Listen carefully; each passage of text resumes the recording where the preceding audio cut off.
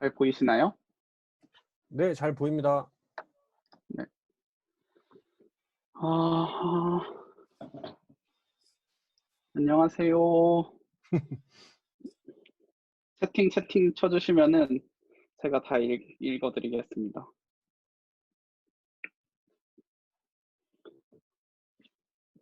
중간중간에 뭐 궁금하신 점이나 이런 것들도 그냥 막 올려주시면은 제가 보다가 중간중간 알려드릴게요.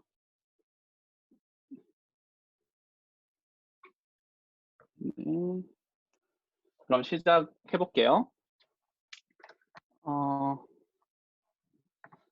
어, 일단 이거 하기 전에 제가 전에 그 작년에 FA 컴프에서 질문을 하나 받았었는데 그때 뭐 되게 당혹스러운 질문이었어요. 뭐였냐면 그때 제가 뭐 GraphQL을 열심히 또 팔고 있었는데 그 청중 중에 한 분이 자기네 저희 회사에는 이제 자기는 GraphQL을 도입하고 싶은데 쉽지 않다. 어떻게 하면 좋을까? 이런 질문을 받았었어요.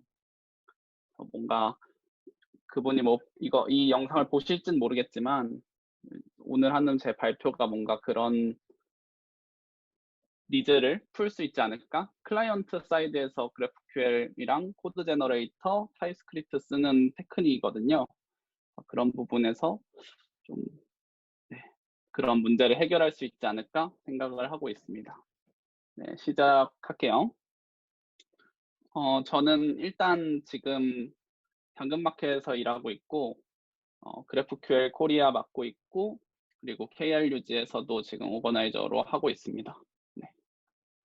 오늘 목차 같은 경우에는 보통 우리가 API를 어떻게 처리했나? 응답을 처리했나? 오늘 얘기는 거의 다 클라이언트 얘기예요, 대부분. 그래서 어떻게 처리했나? 그 다음에 클라이언트에서 GraphQL 스키마를 만들고 그걸 코드 제너레이터 돌려서 타입스크립트 타이핑하고 그 다음에 릴레이라는 GraphQL 클라이언트로 얘를 제목이 멋지게잖아요. 그래서 멋지게 처리하는 거 쭉 한번 그냥 보여드리고 데모하고 하도록 하겠습니다. 네. 요게 지금 살짝 복잡해 보일 수도 있는데 보시면은 보통 아마 이렇게 대부분 하시지 않을까 하는 생각이에요. 저는 뭐 이거보다 더 잘하실 수도 있겠지만 대부분 API 응답을 이렇게 인터페이스나 뭐 아니면 타입이라든지 아니면은 뭐 클래스로 만들어서 한 땀 한 땀 처리를 하실 것 같아요. 이렇게 지금 뭐 네, 저렇게 넣어서요. 이런 식으로 한 땀 한 땀 처리하실 거라고 저는 생각을 합니다. 저도 이런 식으로 급할 때 이런 식으로 그냥 하고요. 네. 근데 이게 무슨 문제가 있냐면 리액트 개발을 해보신 분들은 알겠지만 이게 지금 만약에 아티클 리스폰스 타입 있잖아요. 저거를 루트 컴포넌트에서 받아서 밑으로 내려준다고 했을 때 결국에는 저 전체 타입에 따라서 컴포넌트에 그 서브셋들을 한 땀 한 땀 내려줘야 돼요. 프롭스를 다 파서. 그리고 각 컴포넌트가 그래서 그 리스폰스 타입에 어떻게 보면 엮이게 되고요. 뭐 이런 문제를 해결하기 위해서 뭐 리덕스나 이런 걸 사용하더라도 결국에는 뭐 아티클이나 유저의 뭐 이런 프롭스 같은 경우에는 아티클스 리스폰스 저 타입에 의존하게 돼요.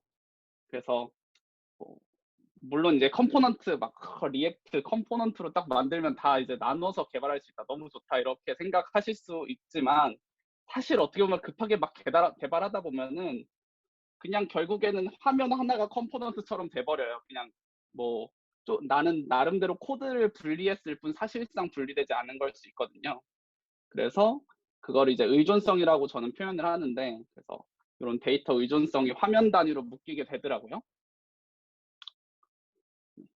그래서 이거를 어떻게 해결할 수 있을까? 뭐 굉장히 많은 해결 방법들이 있겠죠. 각자 직장에서의 뭐 노하우 같은 것도 있으실 거고 아니면 오픈 소스에서 이런 것들을 해결하기 위한 뭔가도 있을 거고. 근데 오늘 제가 얘기할 거는 이거를 좀 GraphQL이라는 새로운 기술을 이용해서 해결할 수 있는 방법, 그 다음에 릴레이라는 거 이용해서 해결할 수 있는 방법을 소개해 드릴 거예요.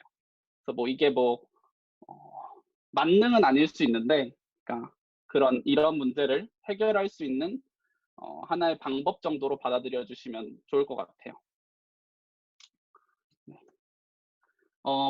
지금 저희가 만드는 일반적인 앱을 제가 좀 그려봤는데, 왼쪽이 이제 우리는 웹 개발을 주로 하니까 이제 돔트리를 보통 이제 기준으로 만들고, 그 다음에 이제 데이터를 받아오고 이런 부분은 보통 복잡하게 다 얽혀 있어요. 지금 제가 오른쪽에 그려놓은 것들이 어떤 모델이냐면 저희 앱 중에 약간 일부인데, 그러니까 유저가 글을 쓸 수 있고, 뭐 이걸 저희는 동네 홍보라는 기능이 있거든요. 동네 홍보를 하고 홍보 올리면서 막 쿠폰도 만들고, 그럼 그 쿠폰을 다운받아서 막 유저가 자기 쿠폰 저장소에 넣어놓고 아티클에 코멘트 달 수 있고, 뭐 코멘트는 또 코멘트를 달 수 있고, 코멘트에도 라이크를 달 수 있고, 아티클에도 라이크를 달 수 있고, 막 이런 식으로 막 다 뒤죽박죽이에요.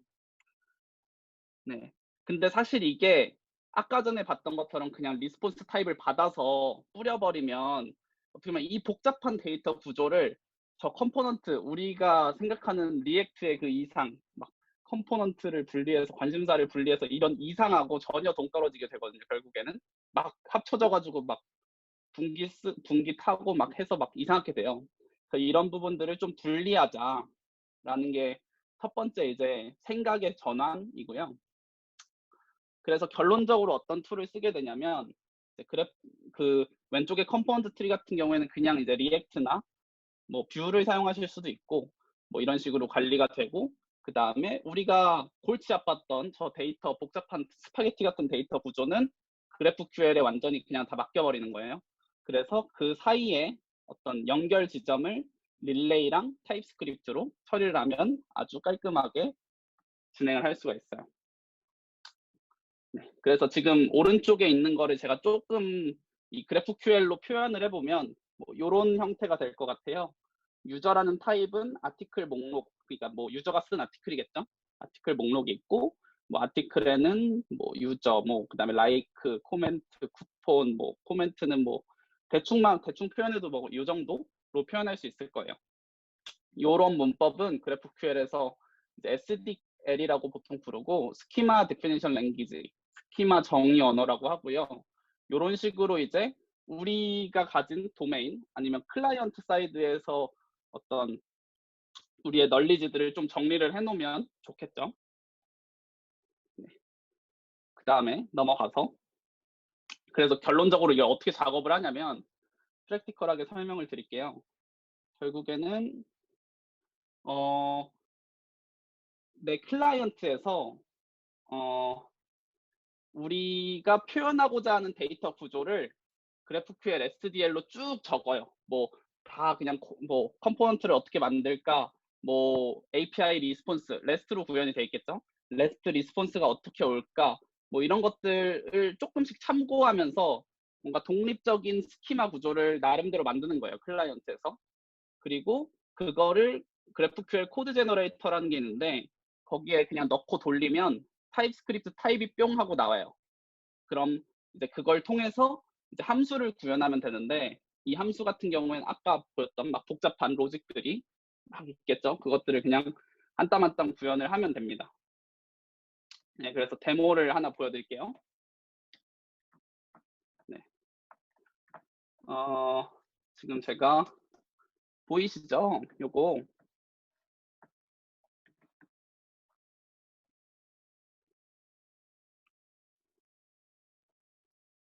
보이시나요? 잘 보이세요? 네, 보입니다. 네. 네.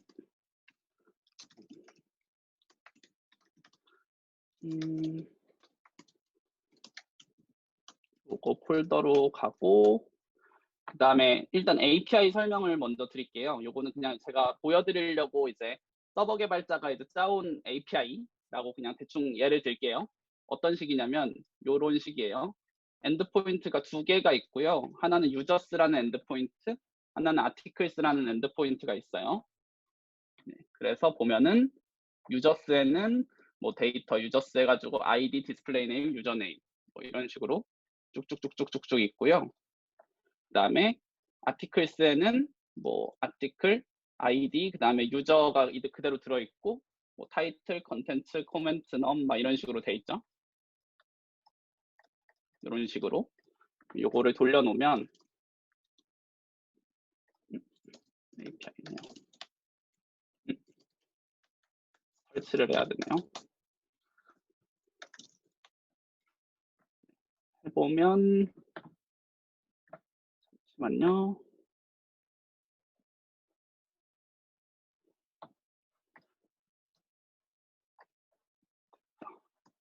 보시면은 유저스 하면 이렇게 유저 날라오고요. 그 다음에 아티클스를 하면 이렇게 아티클 목록이 이렇게 나오는 그냥 되게 단순한 API죠. 그러면은 우리는 요 API 구조 지금 대충 눈에 들어오셨을 텐데 요걸 가지고 스키마, 내 나름대로의 스키마를 짜는 거예요. 클라이언트 사이드에서.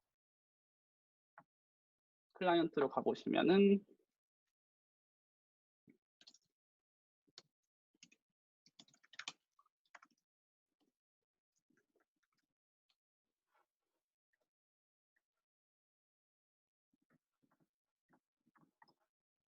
제가 좀 짜놔가지고 그냥 어떤 식으로 된다 정도만 이해하시면 될 것 같아요. 제가 이걸 가지고 뭐 구체적으로 어떻게 해야 되고 이런 거는 직접 찾아보시면 될 것 같고 이게 되네 정도로만 이제 이해하시면 좋을 것 같습니다.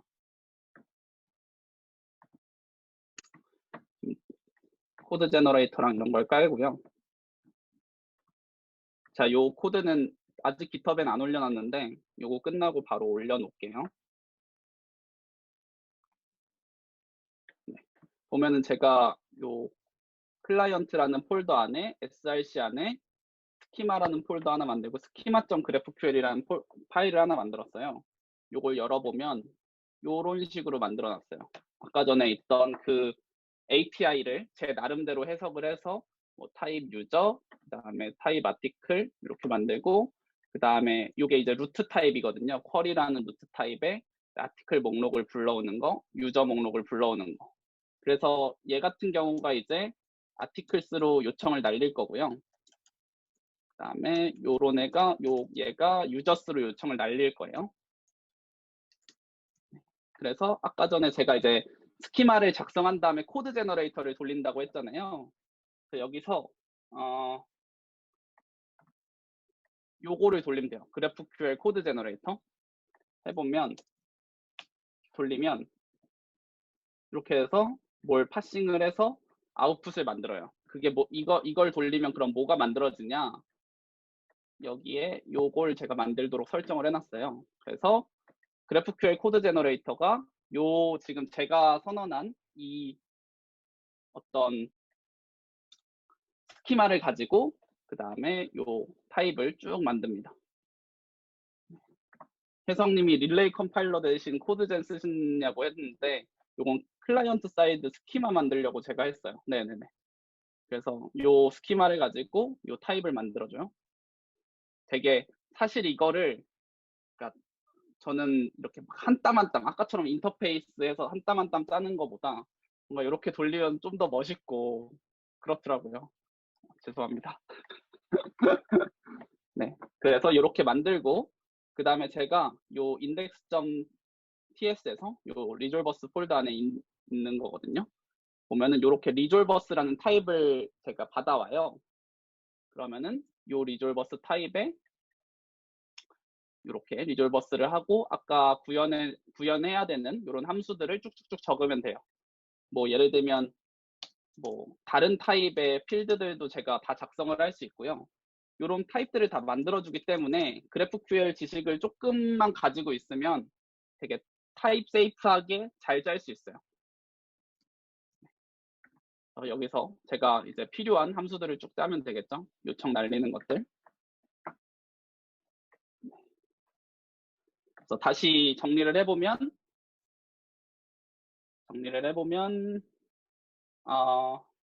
우리의 이 어떤 이 데이터를 표현하는 이게 너무 복잡하기 때문에 이거는 일반적으로 뭔가 자바스크립트의 힘만으로 하기에는 쉽지가 않다. 그리고 이거를 뭐 잘할 수 있겠죠. 근데 저는 항상 뭐 제 나름대로 정리를 하면 드는 생각이 뭔가 더 잘할 수 있지 않을까 하는 그 아쉬움이 항상 있어요. 그래서 뭔가 작업도 잘 안 되고 이런 것들을 이미 페이스북이 잘 만들어 놓은 GraphQL로 정리를 하면 좋은 것 같더라고요. 그래서 정리를 하고 스키마로 만들면 이걸 가지고 GraphQL 타입스크립트 타입을 만들어서 그 안에 함수만 딱딱 때려 두면 된다. 뭐 그 함수를 어떻게 구현하고 하는 거는 GraphQL 관련된 내용이니까 오늘 언급하진 않을게요. 네. 그리고 이제 릴레이에 대한 설명을 드릴 텐데 아까 전이랑 사실 아까 전에 이런 컴포넌트 트리에서 결국에는 프롭스로 하나씩 내려주게 되잖아요. 이 프롭스가 뭐 어떤 문제가 있냐면 예를 들면 아티클 같은 경우에는 뭐 타이틀을 받고, 그러니까 아티클에서 타이틀 받고 컨텐츠 받고 유저 받고, 그 다음에 유저 아래에다가 유저 컴포넌트가 아래에 있으니까 그 유저를 아래 유저로 내려줄 거거든요. 그런 것들이 되게 뭐라 그래야 될까? 그러니까 결국에 아티클스 리스폰스가 엄청 크고 그거를 서브셋을 만들어서 그 상위 컴포넌트에 내려주고 또 서브셋을 만들어서 아래로 내려주고 또 서브셋을 만들어서 아래로 내려주고 이런 일들을 해야 되잖아요. 뭐 이게 프롭스 길이가 깊어지는 거랑 뭐 그거랑 상관없이 그냥 저는 그런 것들이 별로 깔끔한 어프로치는 아니라고 생각해요. 이게 우리가 디클러러티브 UI로 뭔가 그 어떻게 이거 뷰를 그리냐보다는 무엇을 표현할까에 좀 더 집중할 수 있었는데 그런 부분에서 데이터를 이렇게 처리하다 보면 한계가 분명히 있다고 보거든요. 디클러러티브 하지 않아서, 선언적이지 않아서요. 그래서 릴레이를 쓰면 어떤 게 되냐면 선언적으로 데이터를 패칭할 수 있어요. 그래서 아티클 같은 경우에는 저 아티클 컴포넌트 안에 우리가 저렇게 쓰는 거예요. 아, 나는 아티클 타입의 타이틀 컨텐트 필드가 필요해. 이렇게 그냥 쓰는 거예요. 그리고 유저 컴포넌트에선 아, 나는 유저 타입의 디스플레이 네임, 유저 네임 필드가 필요해. 이렇게만 써놓는 거예요. 그리고 맨 위에 있는 앱이라는 컴포넌트 안에서 아, 나는 내 아래 컴포넌트들한테 필요한 정보를 내가 알아서 싹 모아가지고 GraphQL에 쫙 물어볼 거야. 우리가 만든 GraphQL 스키마에. 이런 식으로 이제 그냥 작성하기만 하면 돼요.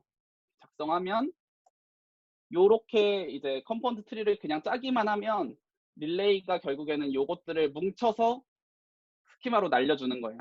그래서 결론적으로 막 프롭스를 어떻게 내려주지 이런 걱정을 거의 하지 않고 그냥 각자가 필요한 데이터, 각자가 해야 될 일을 선언적으로만 작성해서 이런 식으로 이제 데이터 흐름을 만들어 나갈 수 있죠. 네. 근데 이것도 뭐 마찬가지로 그냥 뭐 말이 쉽지 이거를 실제로 어떻게 일해야 되는지를 좀 보여드리면 똑같아요. 그냥 그 컴포넌트 안에서 아까 전에 아, 내가 어떤 타입의 어떤 필드가 필요해라고 말하는 거를 우리는 프래그먼트라고 하거든요. GraphQL 안에 있는 문법으로 표현을 하는데 그 프래그먼트를 써요. 그 컴포넌트 있고 그 밑에 프래그먼트를 쓰면 릴레이 컴파일러로 컴파일 짠 하면 자동으로 타입스크립트 타입이 쫙 하고 나와요. 그럼 그걸 컴포넌트에서 갖다 쓰면 그 props article 타이틀이 다 뜨고 이제 그런 식으로 잘 됩니다. 그래서 그런 식으로 컴포넌트 구현하면 되고요. 네, 그래서 이것도 보여드릴게요.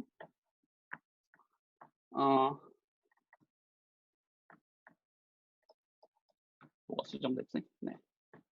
보면은 지금 제가 만들어 놓은 게 있는데 요거를 다시 만들게요. 요거는 커닝 페이퍼로 쓰고 아티클이라는 컴포넌트를 하나 만들고요.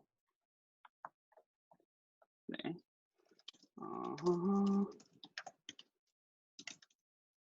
아티클이죠. 그다음에 리액트 컴포넌트인데 이런 식으로 이제 그냥 빈 컴포넌트를 하나 만들고 아까 전에 여기서 이제 아, 내가 어떤 타입의 뭐가 필요해라고 선언해 준다고 했었잖아요. 그래서 잠시만요. 요거 그냥 지울게요. 나중에 문제가 생길 수 있을 것 같아요. 네. 어떤 필드가 필요해라고 얘기를 해줘야 되는데 어떻게 하냐면 지금 제가 릴레이의 훅 관련된 API도 있긴 한데 제가 쓸 줄 몰라서 그냥 이걸로 할게요. create fragment container라는 게 있어요. react 릴레이라는 요 라이브러리 안에. 그럼 여기에 아티클 넣고 그 다음에 내가 프롭스로 얘기하고 싶은 그러면은 뭐 아티클이라는 프롭스로 넣는다고 주입해준다고 가정을 할게요. 그러면은 이렇게 하고 여기에 제가 쓰는 거예요. 나는 지금 이 친구는 아티클에 아티클 프롭스에 넣을 거고 아티클이라는 타입이야 라고 이제 얘기를 해준 거고요. 그 다음에 여기서 아티클 타입에 이 스키마를 저는 작업할 때 이렇게 띄워놔요. 띄워놓고 내가 이 컴포넌트에서 뭐가 필요하지를 보는 거예요. 그럼 나는 타이틀이랑 컨텐트가 필요하겠네. 그럼 타이틀이랑 컨텐트 이렇게 써요. 네, 이렇게 쓰고 자 그럼 다 썼죠. 그 다음에 제가 오류가 날 것 같긴 한데 generate 요거 스크립트를 그냥 보여드릴게요. 어떤 걸 호출할 거냐면 요걸 할 거예요. generate relay라고 제가 만들어놨는데 릴레이 컴파일러를 돌려요. 돌리는 애예요. 이렇게 하면 돌리면 얘가 돌아서 뭔가를 만들죠. 그러면은 여기에 뭔가 이렇게 만들어져요. 그래서 보면 이 친구가 만들어진 거죠. 요게 이제 자동으로 쭈루루루룩 해서 만들어진 겁니다. 뭐 보면 되게 이상한 필드들도 있고 그렇죠. 그래서 저거는 뭐 우리가 굳이 알 필요도 없고 자 그럼 그 타입이 만들어졌으면 우리가 아티클이라는 타입 요 프롭스로 받기로 했으니까 걔를 여기에 적어주면 돼요. 이렇게 제너레이트 된 타입을 그냥 갖다 쓰면 돼요. 그럼 요 안에서 article.title, article.content 이렇게 해서 타이핑해서 쓸 수 있어요. 한번 해볼게요. 요게 뭐 글 제목 하고 article.title 그리고 뭐 글 내용 content 이렇게 쓰고 한번 돌려볼게요. 돌려보지 말고 자 그럼 요 컴포넌트가 이제 다른 어떤 거에도 영향을 받지 않는 게 하나의 독립적인 친구가 된 거예요. 그리고 그럼 얘를 이제 써야겠죠. 그럼 app.tsx로 가서 여기 보면 제가 쿼리 렌더러를 만들어 놓긴 했는데 순서를 좀 바꿀게요. 이해가 안 되실 수 있으니까. 여기 보면은 제가 앱 일단 다 빼고 이것도 다 빼고 다시 해볼게요. 빼고 요 클라이언트 돌려놓고요.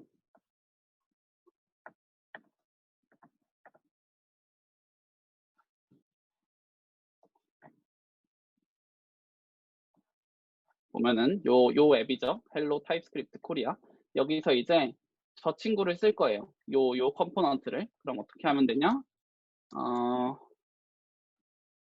일단은 아까 전에 앱에서 쿼리를 날리기로 했잖아요. 쿼리 렌더러 이렇게 하고 그다음에 인바이런먼트에 제가 만들어 놓은 어떤 설정들이거든요. 릴레이 설정 넣고 그다음에 렌더라는 함수가 있어요. 그래서 여기에 그런 필드를 받는 함수고요.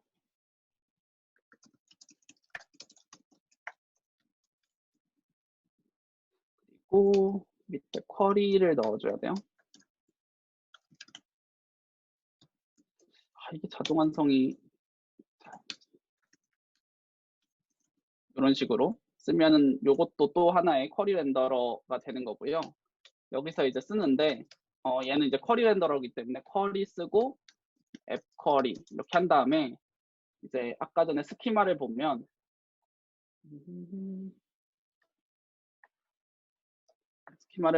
요 쿼리가 있어요. 이게 이제 루트 쿼리니까 아티클스가 해놓고 그리고 요 아티클을 하는데 우리는 지금 사실 여기서 아티클 목록을 출력하는 거거든요. 그래서 아까 전에 여기서 선언한 프래그먼트 요 아티클을 여기에 넣어줘요. 아티클 타입이니까. 이런 식으로 이렇게 하고 제너레이트를 돌리면 쫙 되고요. 그 다음에 여기서 프롭스를 얘도 똑같이 해줘야 돼요.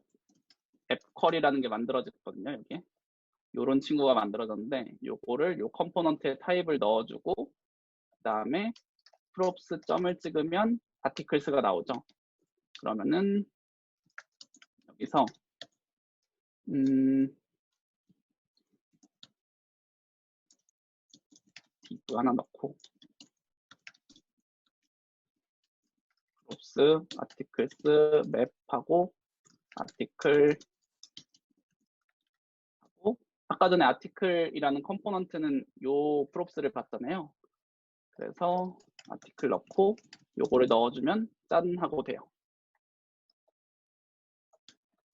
이런 식으로. 그럼 여기 이렇게 article 내용이 쭉 나와요. 이런 식으로 이제 할 수 있고요. 이 상태에서 뭐 예를 들면 또 유저라는 걸 또 만들어 볼게요. 유저라는 제가 컴포넌트를 또 만들어 볼게요. 그래서 그 유저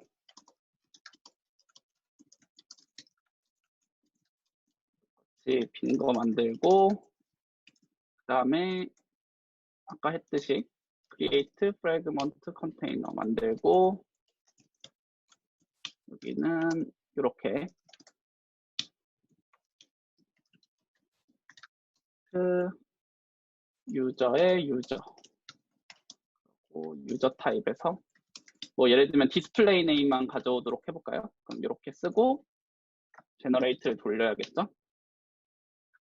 제너레이트를 돌리고 여기서 유저 프롭에 유저 우리가 만든 그 프레그먼트 이름 쓰면 이렇게 되고요.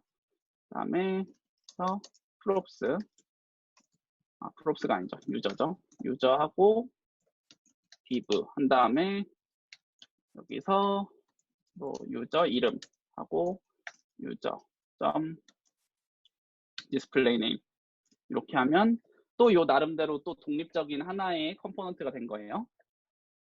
요 상태에서 이제 아티클 안에 이 유저를 넣어 볼게요. 그러면은 요 아티클이라는 타입은 아까 전에 보면은 유저라는 타입을 포함하고 있잖아요.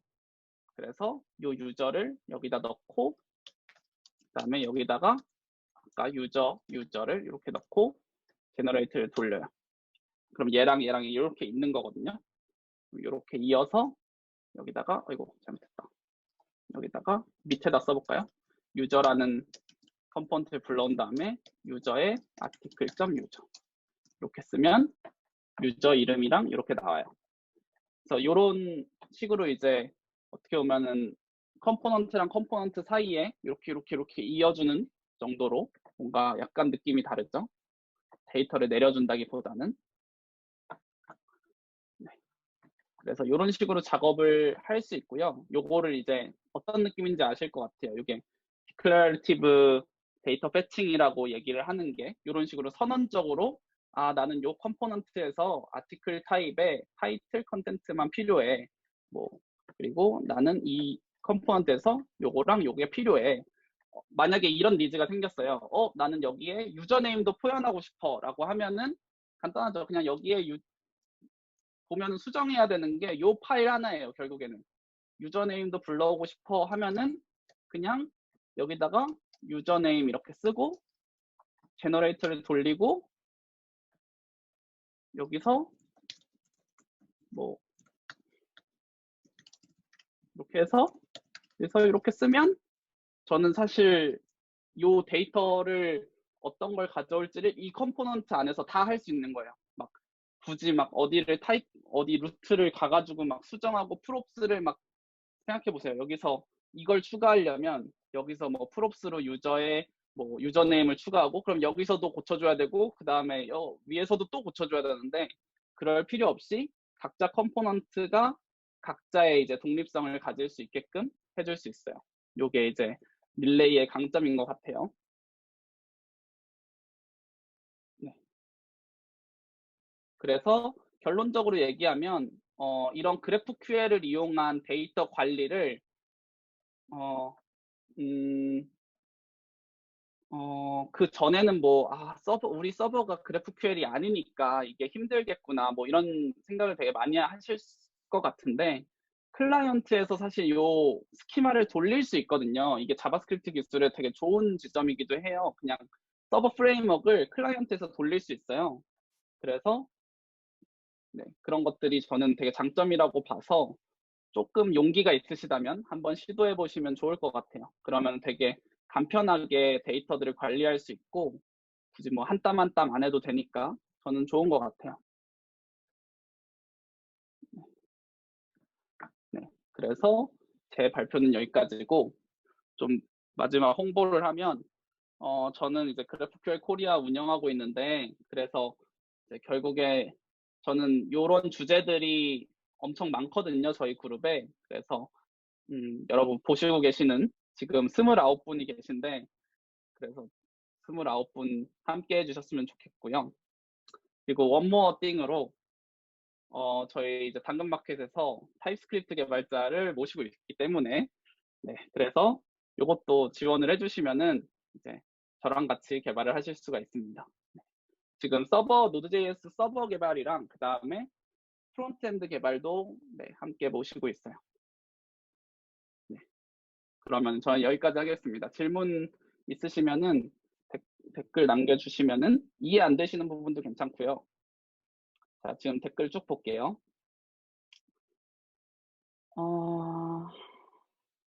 바완님이 릴레이는 항상 궁금한 게 느린 API랑 빠른 API랑 어떻게 분리할 수 있는지 궁금하다고 하셨는데 한 번에 부르면 괜히 빠른 애들도 느려질 것 같은데 그럴 수 있죠. 그래서 뭐 예를 들면 레이지 쿼리나 이런 것들이 있어요. 쿼리 렌더러를 여기저기 분리할 수도 있고요. 그리고 훅으로도 있는데 지금 아마 익스페리먼털이라서 지금 제대로 사용할 수 있는지는 잘 모르겠어요. 릴레이 클라이언트 스키마는 문서가 많이 없죠. 용기가 좀 많이 있어야 쓸 수 있음. 저는 그래서 클라이언트 스키마를 뭐 아폴로 클라이언트에 막 그런 걸 쓰는 것보다 그냥 GraphQL 툴즈를 클라이언트에서 돌리는 게 좋은 것 같아요. 이런 정보를 얻으시려면 저희 GraphQL 코리아로 오시면 될 것 같아요. 용기가 좀 많이 필요할 것 같군요. 네. 저는 지금 하고 있는 프로젝트에서 되게 많이 쓰고 있어서 많이 쓰는 거 아니고 제가 하고 있는 프로젝트에서 쓰고 있어요. 요거를 어떤 게 되게 좋은 것 같냐면 예를 들면 API가 제가 이제 만드는 게 서비스 한 3개 정도에 이제 날리는데 다 레스트 서비스고 근데 이미지 타입이 다 각각 다른 거예요. 뭐 어떤 이미지는 막 URL이고 어떤 데는 막 썸네일 URL 막 이런 식으로 주고 막 다 달라요. 근데 그거를 클라이언트 쪽에서 뭔가 하나로 만들어서 잡는 게 좋잖아요. 그러니까 각자 자기들의 세상을 표현해 놓은 거를 나만의 세상으로 또 표현을 하는 거죠. 그걸 다 합쳐 놓은 나만의 세상. 그게 참 좋은 것 같아요. 릴레이 클라이언트는 별도의 오버헤드가 크지 않나요? 대량의 데이터를 가져올 때 어, 오버헤드가 요 부분은 잘 모르겠어요. 오버헤드가 클지. 서버가 GraphQL일 필요는 없겠지만 클라이언트의 기본 상태 관리 측에는 아예 새로 구성해야 하지 않나요?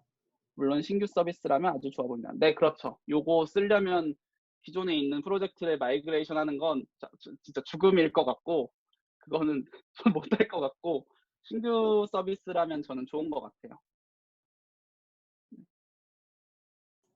저 대량의 데이터가 사실 만들기 어렵죠. 그래프QL 응답이 이제 뭐 많이 커 보이긴 하는데 사실 압축하면은 한 70% 정도 줄으니까 그렇게 큰 응답 만들기가 쉽지 않거든요. 막 익스텐션으로 막 트레이싱 정보도 막 달고 그러는데 실제로 그게 제가 썼던 것들은 대부분 1메가를 안 넘었던 것 같아요. 뭐 원하신다면 근데 아까 말씀하신 대로 저도 저거는 궁금하긴 한데 예를 들면 어드민에서 막 그럴 일은 없겠지만 아이템을 막 10,000개씩 가져와서 그리드로 그린다든지 이런 거는 안 하는 게 맞는 것 같아요. 그냥 대고객 서비스에서 상태 관리 좀 예쁘게 하고 그런 정도가 좋을 것 같아요. 근데 그 디펄트 쿼리나 이제 스트림 쿼리 같은 게 있긴 하죠. 그런 거 네. 이제 파샬로 조금씩 가져오는. 네. 그래서 저는 이렇게 타입 만들어서 하는 게 재밌더라고요. 타입스크립트가 되게 생태계도 넓고 이런 부분에서 지원이 참 잘 돼 있어서 참 좋은 것 같아요. 원래는 한 땀 한 땀 만들었던 게 참 엊그제 같은데 요새는 그냥 막 다 자동으로 막 돌려서 그리고 막 아마 보시고 계신 분들 중에서 스웨거 쓰고 막 이러시는 분들도 있을 텐데 스웨거도 잘 돼 있으면 코드 제너레이터 있거든요. 그래서 이런 솔루션들이 저도 처음에 막 했을 때는 그래도 내가 이걸 다 알아야 되는데 응답이 뭐가 오는지 내가 다 알아야지 하고 한 땀 한 땀 다 했었는데 제너레이터를 쓰기 시작하면 다시 돌아가질 못합니다. 그냥 타입 만들어주는 거 쓰는 게 훨씬 빠르고 훨씬 쉽고 훨씬 편해요. 질문이 더 없으신 것 같아서 저는 여기까지 할게요. 네, 감사합니다. 네, 수고하셨습니다. 네.